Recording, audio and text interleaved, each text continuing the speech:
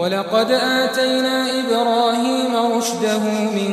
قبل وكنا به عالمين إذ قال لأبيه وقومه ما هذه التماثيل التي أنتم لها عاكفون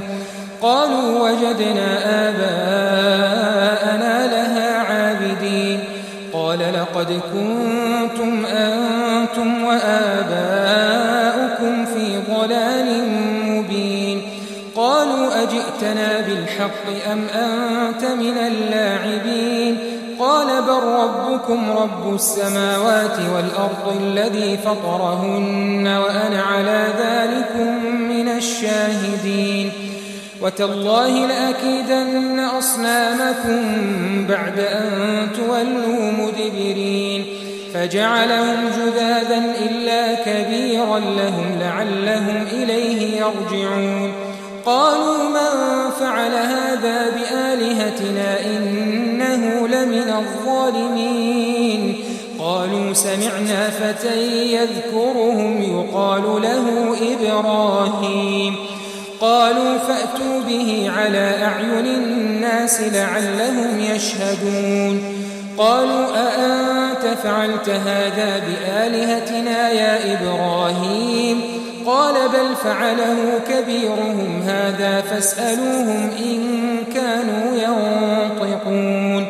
فرجعوا إلى أنفسهم فقالوا إنكم أنتم الظالمون ثم نكسوا على رؤوسهم لقد علمت ما هؤلاء ينطقون قال فتعبدون من دون الله ما لا ينفعكم شيئا ولا يضركم أف لكم ولما تعبدون من دون الله أفلا تعقلون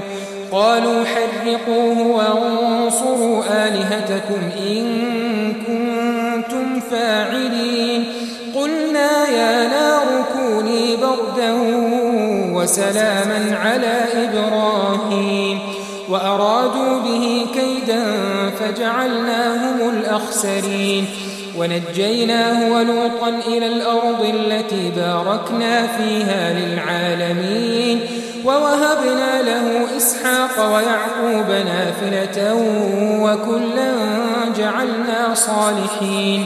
وجعلناهم أئمة يهدون بأمرنا وأوحينا إليهم فعل الخيرات وإقام الصلاة وإيتاء الزكاة وكانوا لنا عابدين ولوطا آتيناه حكما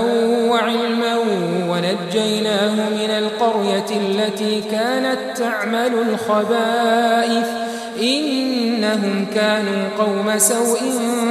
فاسقين وأدخلناه في رحمتنا إنه من الصالحين